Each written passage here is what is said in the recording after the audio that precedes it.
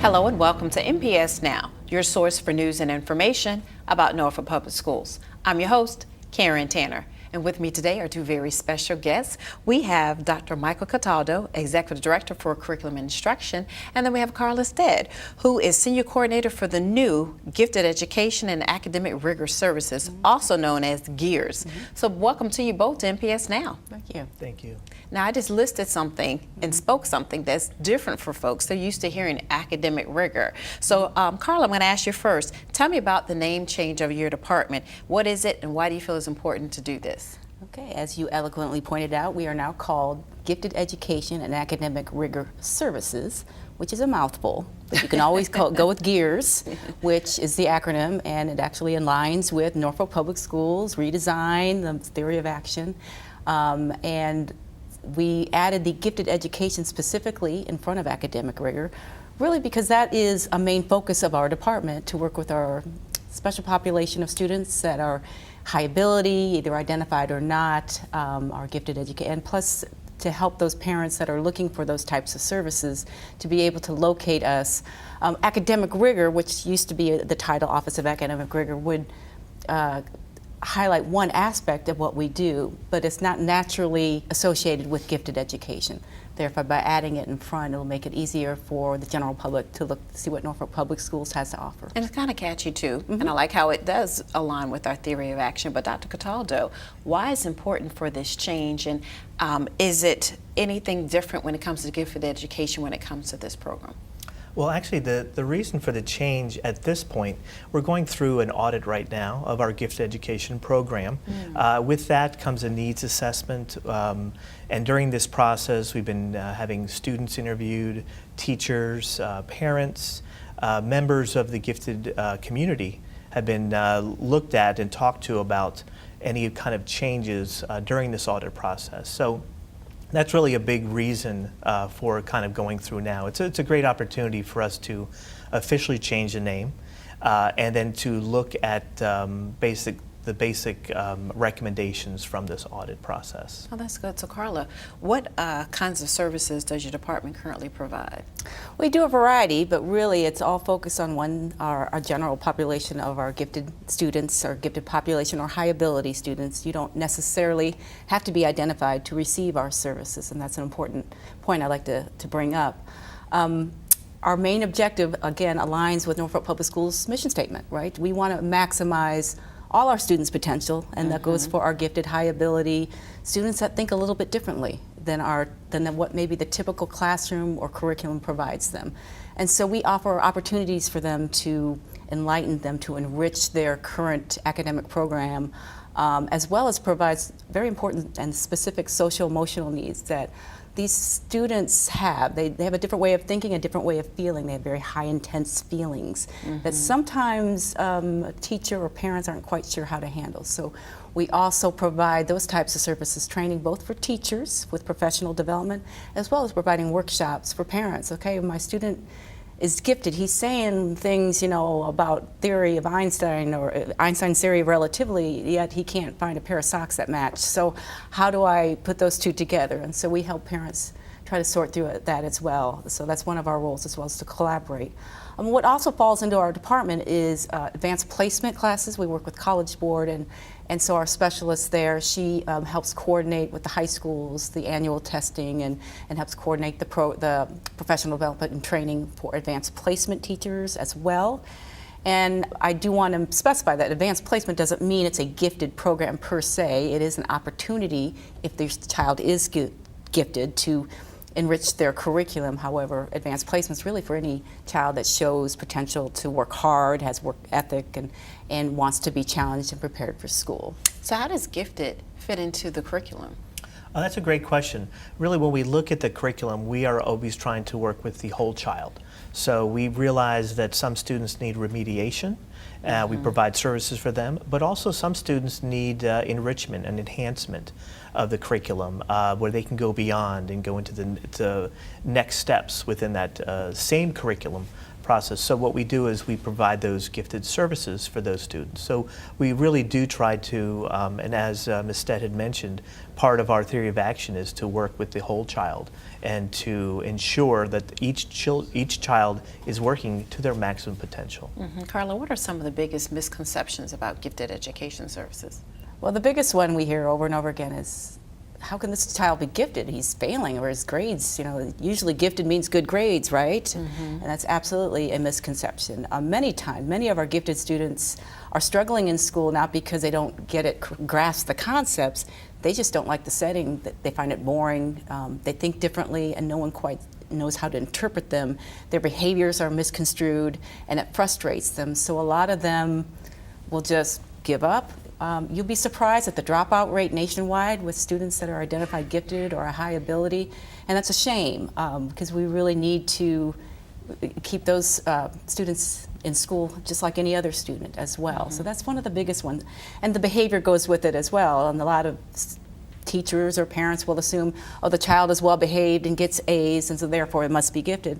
Right. Not necessarily. In fact, a lot of those biggest troublemakers are our most gifted students that are really thinking out of the box, but nobody quite gets them, and that's what we want to advocate for those students as well. I'm glad you brought that up because parents and students that may be watching this, what is the process to identify students for being gifted? Or That's true. That's a good point. So each year, for grades K through 12, our gifted resource teachers, known as GRTs, will go out and solicit the schools or parents, et cetera, for any referrals. And anyone can refer somebody. It can be a parent who thinks my child is different and I think they should be tested, or a teacher who sees something in that student, as well as the student themselves as they get older. Like, I think I need to be identified. There's something, I'm different. I want to know what's going on. And so in November, then we take those referred students, there's parent and teacher evaluations, and then they take some type of ability test, the COGAT for grades K through 5, and then the Iowa Basic Test, or the ITED for secondary students. And then those results, depending on how they did there, are compared with their evaluations, are put in front of a committee who also might be looking at student work, et cetera. And then the committee will ultimately decide whether or not the student is officially identified gifted. I also want to say in first grade, every year we do a screening for all our first grade students. It's an online COGAT test.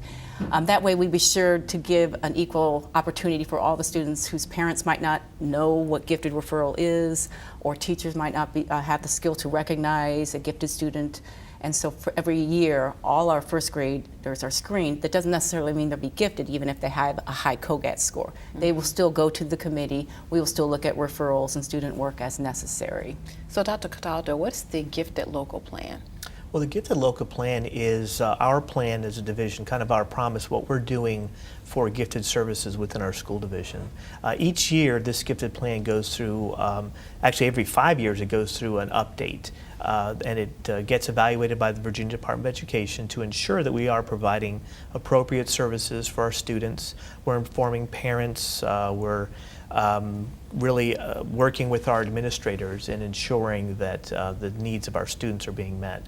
So that Gifted Local Plan, which you'll find on our website, it's on every school division's website, and it pretty much gives information out to the public on everything we're doing in the gifted community within the school division. Now in 2021 is when our 5 years will be up, so we're going to go through a reevaluation to determine, and a lot of the information from our audit is going to go directly into possible recommendations for changes or updates, enhancements to our gifted local plan. So it really is a great time for us to be doing our audit, for having these changes go through with this program. And then we'll see in 2021 what those final changes will be after we get plenty of input from our parents, all of our stakeholders, our students, our teachers, all part of that process. And Carla, Dr. Cataldo mentioned the website, but how can parents learn more about GEARS? As you mentioned, the website, you can always contact our office, now called the Gifted Education and Academic Rigor Services Office. Each school also has assigned to them a gifted resource teacher known as a GRT, who they can seek out, or actually that GRT at the beginning of the year should be seeking out all the parents of a student who is identified and introduce themselves and actually invite them to sign up with one of their communication methods, the Remind or Blooms or Classroom Dojo, excuse me. Gifted resource teachers will also do workshops. I know when the COGAT tests results come out, they provide workshops. Okay, what does this mean? How do you interpret the COGAT as well? So that's an opportunity, but you can always contact and call me at my office or email us, and all that information can be found on the website. Great. This has been a lot of great resource information regarding gears, and thank you both for coming on the show today. Thank you. And we want you to stay tuned for more NPS Now.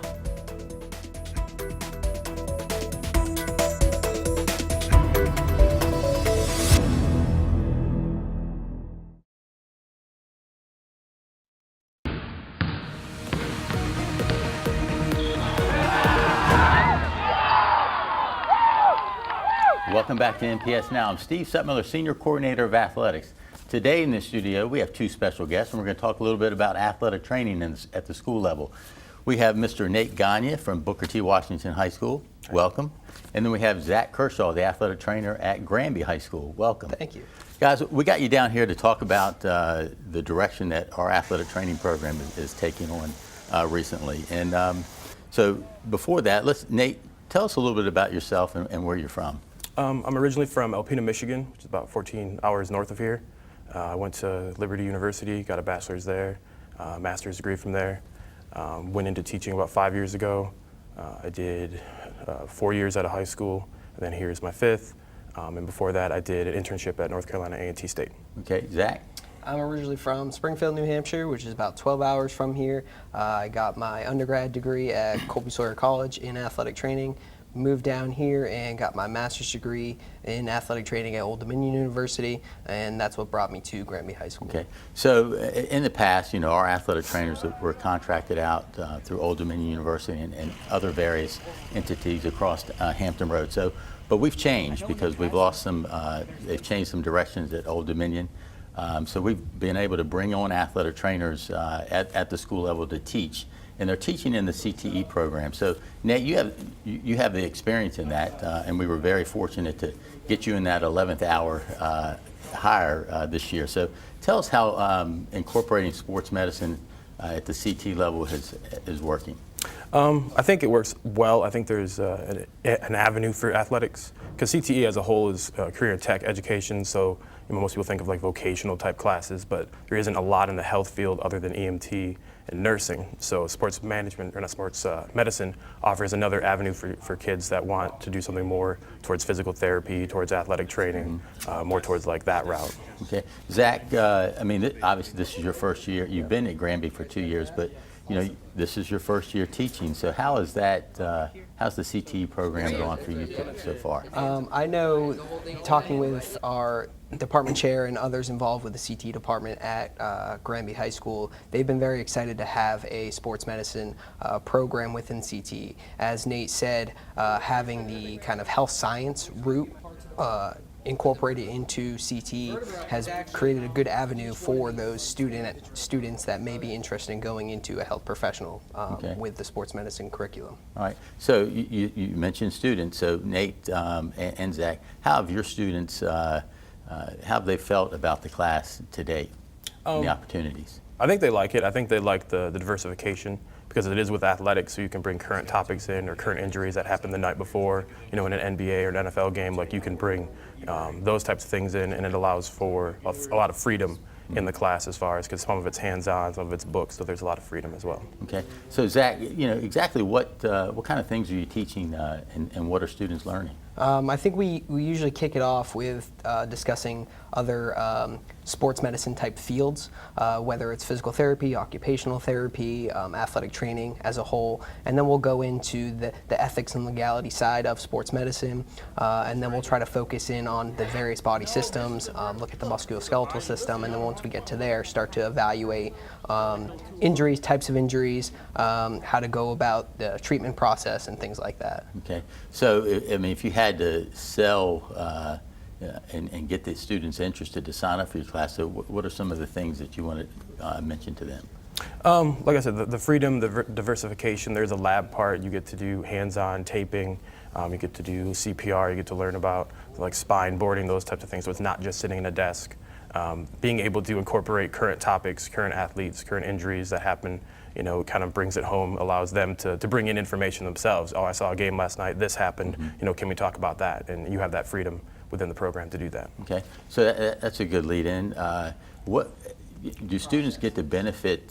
Do they get to take their classroom instruction and go out on the field with you to incorporate some things that they've seen? Yeah, as a part of the curriculum, we have them do a required amount of hours of observation with us, shadowing with us.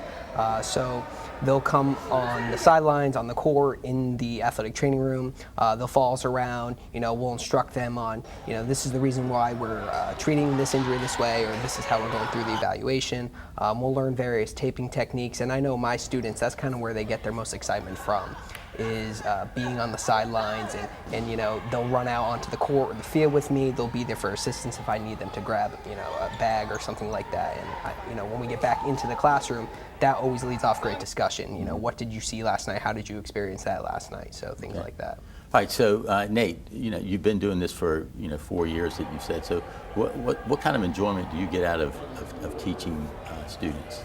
I think just seeing them go from maybe not necessarily understanding what athletic training is, because a lot of people don't, and then being able to understand what it is, how we work, what our responsibilities are, and then seeing them develop skills along the way. So whether it's a taping an ankle or understanding the body system better, like seeing their skills develop and then seeing them apply it in their own life, because if they're athletes themselves, then they're able to apply that knowledge to themselves as well.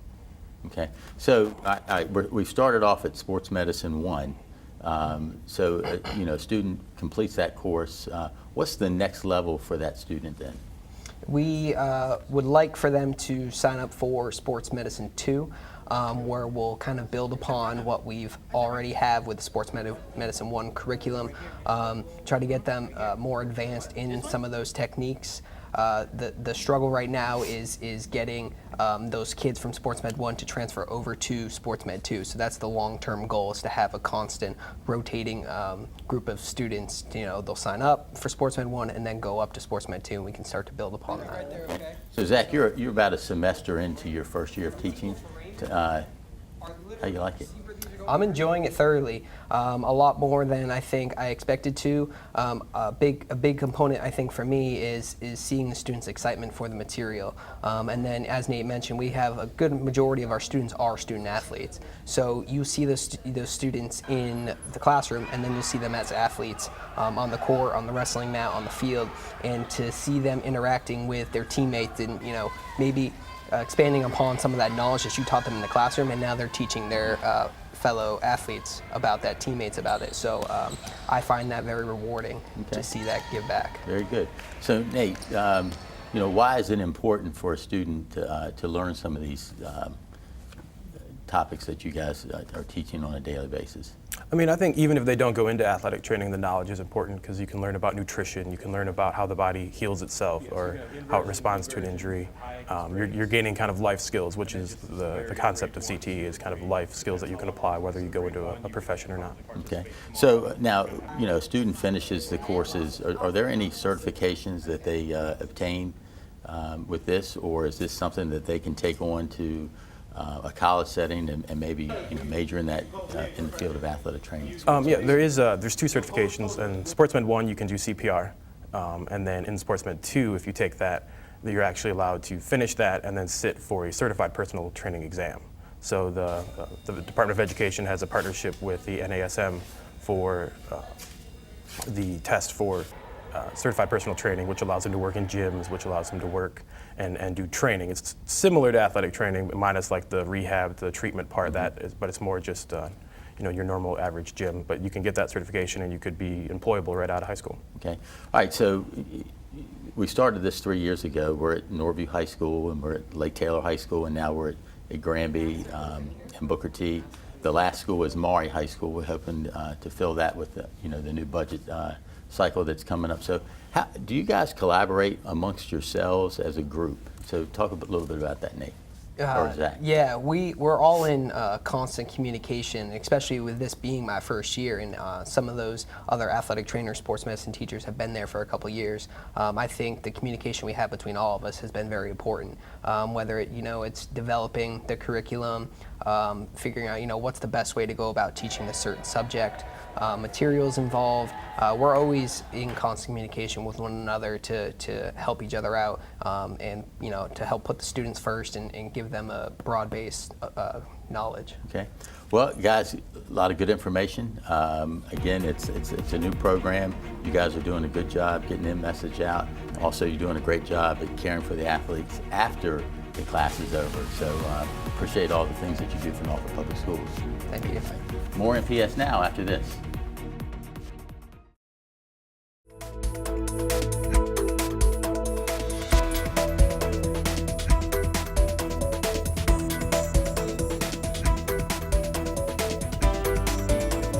Welcome back to NPS Now. I have two very special library media specialists with me here today. I have Kimberly Ritter of Terrellton Elementary and Dawn Williams of Ruffner Academy, and they're here to talk about April being School Library Media Month. That's a mouthful. Say that 3 times. Welcome, ladies, to NPS Now. Thank you. And you all are school library media specialists. Tell me, what schools have you served, and how long have you been school library media specialists? As a library media specialist, I was at PB Young Senior Elementary, and then this is my second year at Terrellton. I was at PB Young for about 6 years. Okay. And I have served at Granby Elementary for 9 years, and I've been at Ruffner now. This is my 4th year. Yeah, so you've got a lot of experience, ladies, correct? Yes. So April is School Library Month. This year's theme is Everyone Belongs at Your School Library, and libraries are for everyone. How do you feel this theme relates to your individual media centers? Start with you, Kim. I feel like it's my job to meet the needs and the interests of all the kids that are there. At Terrellton, we have a fairly diverse group of kids, a lot of military kids, so they've come from all over the nation basically, and across the world even.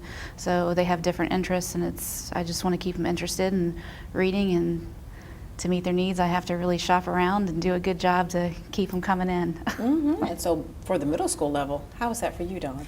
I think that theme basically describes what we do every day. Libraries is for everybody because we meet the needs of administrators, teachers, students, staff, and sometimes we even are able to meet the needs of parents. So libraries are truly indeed for everyone. Yeah, and so a school library media specialist serves in many different capacities and roles with student learning. What are some of the roles, and what might surprise some people really about what the two of you do every day? I'll start with you, Kim. I think what is surprising is that we are actual teachers. A lot of us went through the GROW program and we're former classroom teachers, so we bring that into the media center. And we actually are teaching. We're not just there checking books in and out, and I think that's a different mindset from what we grew up with, whereas we went in and checked out books and they might have read us a book or something. So it's a very different environment now. So we are actually teaching in the classroom. It's almost an extension of the classroom. How is it for you, Dawn? Same, I was going to say the same exact thing, that it is. The surprising thing would be for most people that we are indeed teachers. In fact, in middle school, I have the pleasure of teaching TV production classes. So in elementary, we teach a little bit of everything, but in middle school, that's my focus, TV production. So a lot of people don't realize that we actually have a class schedule. Wow, so you are certified teachers. Yes, we are. That's good for folks to know. And you mentioned media production, so I'll start with you, Dawn. How has technology, integration in media production, and innovation changed your jobs?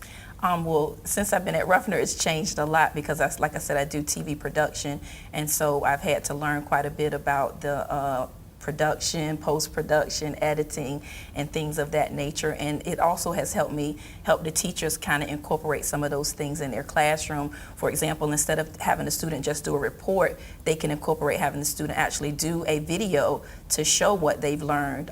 We've done a lot of PSAs at Ruffner that have been very successful. Oh, that's good. So what about you, Kim? It's definitely different. I don't have the production aspect of it. We do a morning news show, but we do a lot of research in elementary school, and our media page has lots and lots of databases that we can use, and teaching the kids how to use those. And we got the new Chromebooks, which are very exciting in the elementary setting. So getting the kids using those so that when they do get to you, they are very experienced with them. So how much is your role focused on literacy and promoting that and integrating technology into instruction, even providing professional development for faculty and collaborating with classroom teachers? I know that's a lot, but how is that?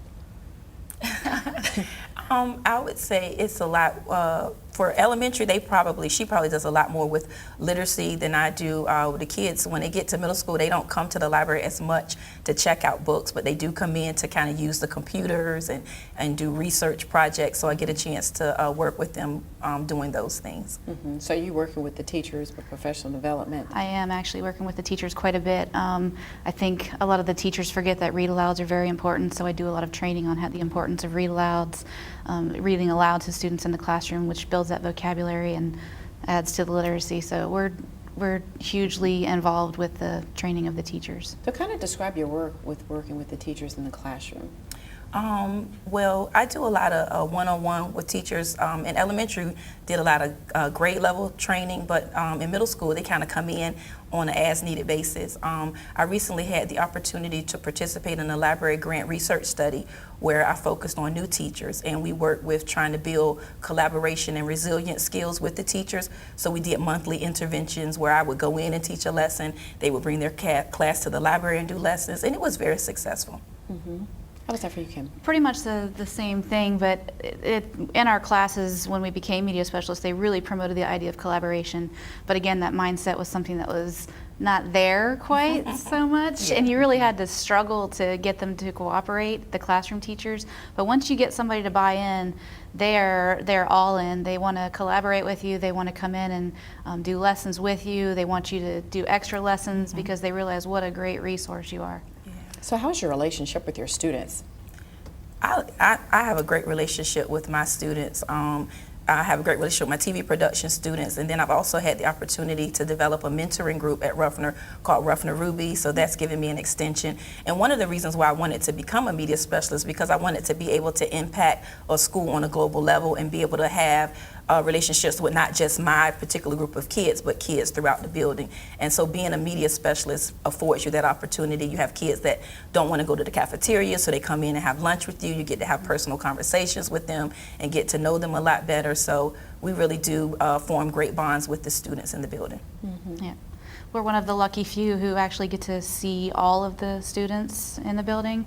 And it definitely does change your viewpoint, because what a classroom teacher might see, you don't see because they have a different excitement when they come into the media center. They're very excited, and I feel sorry for the middle schools that our kids go to because my library is not quiet. It's very loud and boisterous, and if anybody came in, they'd be like, what is going on here? There's learning going on. There's lots of learning, and there's excitement. The kids are really excited about reading. So. What type of professional development have you all received?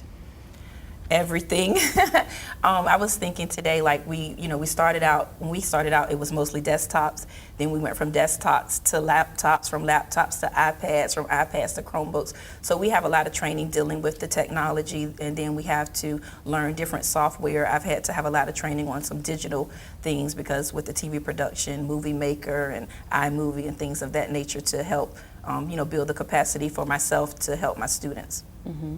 What about you, Kim? Well, in addition to that, especially on the elementary level, we're teaching the curriculum. So anything that's new on the curriculum, we have to keep up to date with and add it into that technology aspect. So I just took a class through WHRO on the importance of vocabulary, dealing with literacy. So we're continuously furthering our education. Well, I'll start with you, Kim. What most do you love about your profession?